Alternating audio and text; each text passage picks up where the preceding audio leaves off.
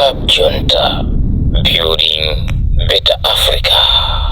Amalawi mukuyenera kuti musegule maso anu muyang'ane patali, ndipo ngati simutero muziwe kuti dziko ili slowly is going back to one party system. Ndidanenapo mbuyomo mumalichi kunena kuti kudali meeting imene akambirana kunena kuti pasazapezeke DC wina aliyense akupereka chilolezo cha mademo, koma ambiri simudadikhulupirire. Ndipo muno m'Malawi ngati sitisamala Amalawi mukuyenera kuyang'ana patali, chifukwa anthu amene wawa akonza nkhani zoopsa kwambiri, akonza chiwembu, ndipo they are coming for you, they are coming for you. Ndipo zisankho izizi zikubwerazi zikhala zisankho zimene sizinachitikepo muno m'Malawi. Anthu amene wawa they will use force, they will use everything ncholinga kuti akhaleso pa mpando. And tikuyenera kuti tisamale kwambiri makamaka anthu tonse amuno m'Malawi amene timakonda dziko lathu. M'Malawi muno tikamanena kuti muli anthu ena ake opepera makawadzi, anthu amene amachita pretend ngati ni ma freedom fighters, ma rights defenders, koma onse ali makape okhaokha. Anthu awawa MCP wa plus anthu awo a polisi sanganene lero kumakanena kuti sangaloleze mademo chifukwa chokuti apolisi azakhala bize, ali akhala bize yake ya mtundu wanji. Mmene alili apolisi muno m'Malawi, apolisi ndi ochuluka kwambiri, koma kumakanena kuti apolisi akhala bize, therefore anthu amene akufuna kupanga mademo odana ndi amayi mtalimanja amene owo achite shift date azayike date ina, zikungosonyezeratu kunena kuti IMCP akonzeka kuchita shed blood muno m'Malawi. And yet omwewo akuwaloleza IMCP kuti akhale ndi paredi. And paredi yabwera liti? Popeza anthu amene analengeza kuti afuna apange zionesero ndi azipani zosusa, ndipo nthawi yonseyi ziko limadziwa kunena kuti azipani zosusa akonzeka kuti apange mademo pa 13. Lero mukukawalesa opanga mademo amene anayamba kulengeza kalekalewo ndikukaloleza zisiru zinzanu akuluakulu a MCP kupanga upo, ndikunena kuti mufuna mukhale ndi MCP paredi. Zokuti mmafuna kuti mukhale ndi paredi mwazizi waliti. Amalawi mukuyenera kuti tikhale pansi muganize mofasa chifukwa izi zikuchitikazi. This is a threat to democracy. Unfortunately tili ndi magulu ena amene amazitcha kuti ma human right defenders, amenenso ena mwa iwowo akungooneka kuti ndi azatenge anthu okuti basi akungokhalira kulandira ndalama kuboma. Sinnayembekezere kunena kuti mmene Malawi alili lero, tikayang'ana ndondomeko ya chisankho mmene ikuyendera, zimene sizinachitikepo muno m'Malawi, HRDC ndi ANAPU angabwere ndi statement yonena kuti kuchosa amayi mtalimanja kuti achite resign ndikolakwika kwambiri.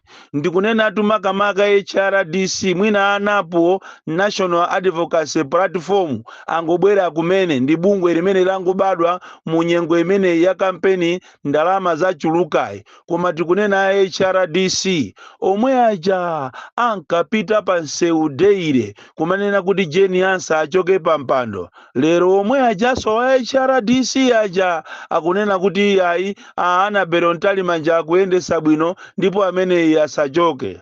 Mmangoziwiratu kunena kuti ndalama ndi yoopsa kwambiri, ndalama ndi satana. Ndipo ine sinayembekezere kuona the type of people amene ali ku HRDC achina Trumpezi kuti angamalankhule zimene zozo poganizira ndi ma grey areas amene ali ku Electoral Commission. Anthu akuzunzika, akulephera kulembesa, ndipo kuba kukuchita kuonekeratu.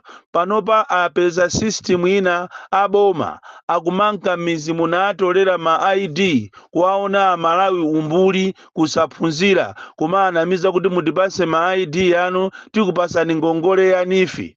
Zulo lyasikana ena ataya makhadi awo kusalima. makhadi ochuluka kwambiri, ma-envelope ochuluka amene munalima za nzika, kusonyeza kuti pali zachinyengo zimene zikuchitika. Mukapita m'masentamu mulibemo a NRB komanso ameke amene akuti akamulemba munthu akumamuuza kunena kuti pakali pano pa chovotera tilibe, akuti chovotera ati machini awo avuta, network yavuta.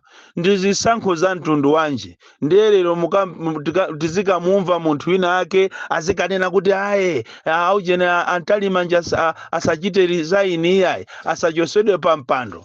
Ndiye naso kumanena kuti aye ati ifeyo ndife mabungwe oyima patokha, ndiye kunena kuti zipani zosusa ndi Amalawi asamamutukwane Ntalimanja. Asamutukwane Ntalimanjayo iyeyo ngati ndani? Andiwe ukulankhula yo ukulankhula ngati ndani? Ndi mmene zinthu zilili. Kodi nthawi imene ijayo Jeni Asauja mukamuchitira mademo deire amene ujayo ndiye sana ndi amene anayenera kuchita resign? Uyuyuyu wapambana chotani? Andizikuchita kuonesa kuchokera koyambirira kuno kuti zisankho izizi sizizayenda bwino olo pang'ono, koma iniyo basi mwalandira ndalama uko ndiye mufuna muzichita back mediocrity. Tafuna ndikuuzeni kuti nthawi imene yoyo idapita kale.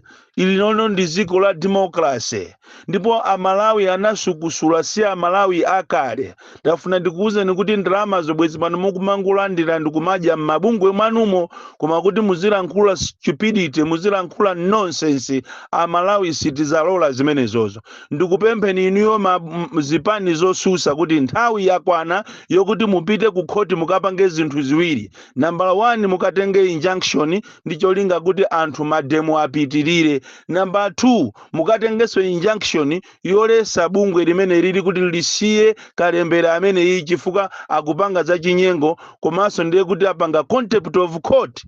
These are clear signs yoonesa kunena kuti zija ankanena chakwera nthawi ina kuti afuna zachite shed blood. Amathandauza nthawi yake iyi, iye ide alirede kuchita shed blood. Ndiye kuli muno atiphe Amalawi tonse asalemo yekha ndi nkazache ndiye anache m'Malawi munomu ndi nduna zache, than kuti azipanga ma program ofuna kupha democracy. Ife sitingalole zangati zimenezozo. Andisoka ilo tili ndi azibusa, tili ni mabishopu amene kale lija ankalankhula, tili ni mabungwe Nkwasi Religious Organization paki imene ikungokhala ndikumayang'anira zinthu zopusa zikuchitika muno Malawi. Mukamva kunena kuti madera ena kuli nkhondo mwachisanzo ku Mozambiki, zidayamba ngati chonchi, uchisiru wangati umene kumangoyang'anira zinthu chifukwa chokuti mwalandira ndalama. Ndipo ndi madabwa nanu iniyo anthu opemphera akuno ku Malawi kunena kuti kodi kupemphera kwanu mmampempherera ndani? Chalichi chanu kuti chikhale chalichi chimafuna anthu amene akhale amtendere, anthu a decent, anthu okudya bwino, anthu okhala mu environment yabwino, ma business komanso ntchito zabwino. Ndiye chimene iniyo mukuchiona kuti chikuyenda m'Malawi muno mboma ilili ndi chani? Andi mbuyo muja mbuyo maboma ena ambuyo muja, why were you so vocal? Tikunena tu inu mabishop, zinthu zina zikuonongeka muno Malawi chifukwa cha anthu opemphera. Mwatayirira kwambiri, mukusekerera kwambiri mediocrity, mukusekerera kwambiri president amene akupanga zopusa. Lero mukukalolera kunena kuti inuyo aboma a polisi a DC Lilongwe mukukalolera kunena kuti IMCP akapange parade. Kodi pamene IMCP yakupanga parade komanso anthu amene anapempha kale za mademo akakakumana pansewu chiti chikachitike ndi chani? Ndi uchisiru umene mukupangawo, koma lilipo siku limene muzasiye za chibwana zangati zimenezozo. Komanso inu anthu opemphera, ngati mukuona ngati kupemphera kusimukwanisa, kunali bwinonso muchite resign. Bishop Tunzanu wa ku England wachita resign kumene koko. Ku Englandeko wachita resign chifukwa cha nkhani chabe ya okuti anapanga siye, anapanga ni munthu ina kuzunza ana. Koma tikunena panopa is a breaking news ku UK kunena kuti bishop otchuka kwambiri wasiya udindo wache chifukwa chokuti pali munthu wina otchedwa Smith amazunza ana kuchokera 2013 kuzafika 2024 panopa kuzunza ana akatolika opemphera nawo limodzi kumapanga abuse. Iniyonso nthawi yakwana kuti muchite resign. Kuno ku Malawi kuli mavuto ambiri, even including zipatala zanu za katolika. Tapitani kumwalandiridwa uko kumangochi mukaone mmene anthu akuzunzikira kumwalandiridwa. Tikamapita kuntaja kapena tikamapita kunamwera mukaone mmene anthu akuzunzikira pa chipatala chimene cha anthu ogwira ntchito. Munthu kukumana ndi galimoto yako amwalandiridwa, ogwira ntchito pombo kukumana nayo mwina kuzomba samaloledwa kukwera. Maliro kuchitika pa chipatalapo, stafu saloledwa kunyamulidwa. Unalese kupeza mavuto olwaza ndalama masisteri akumene kwa kumapangisa katapira kuti munthu yo amungongoze ndalama, kumungongoza 200 kuzabweza 400. Undu utenga muti muutenge inuyo a Bishop Sitima akumangochi diocese kunena kuti chipatala chanu chako mwalandiridwa anthu akuzunzika kwambiri. Soka ilo mukaitanidwa kuti mukamve nkhawa za anthu amene akudandaula kumeneko, mmangofika kukakumana ndi masisteri aku Zambiawo ndikuwashauta anthuwo inu ndikumapita without listening kuti kodi anthu anu akudandaula chani. Ndafuna ndikuziwiseni iniyo akulu akatolika kuti muthamangire ku chipatala chako mwalandiridwa kumangochi kumene kukuposa chedwa pompano. You are sitting on a time bomb. Kuchitika zinthu zoopsa kumene kuku anthu azakhapa nako, ndipo masisteri amene waku Zambiawo akumatenga katundu waku Italy ndikumakasiya kwawo kuchipata. Izizi ndiye muziziwe. Koma Bishop Sitima mwaitanidwa kangapo, koma kumene kuku you are not going there to resolve the issues. Anthu akuzunzika muno Malawi ndena ndinu mwangokhala pe kumayang'aniranso mediocrity ikuchitika. Ife mabishop amene tiaziwa ife akatolika amayima pa chilungamo ndikumazuzula zinthu zonyasa, kuzuzula zoyipa zimene zikuchitika muziko. Koma tikudabwa ndi ulamuliro uwu tonse amene maorgans wonse department kaya machalichi chani watola nkhani tonse tinagudwagudwa. Every department is captured. Atola nkhani amene tikuwaziwa ife kuti amayima pa chilungamo ndikumafusa ndikumachita promote democracy kulibe. Omenyera maufulu amene tikadalira ife kuti nthawi imene ijayo ankapita pa nsewu ndi kulibe. Abire Mayaya ali kuti, asembereka ali kuti, a gift trumpets ndi awakumapereka ma statement osamvekawa.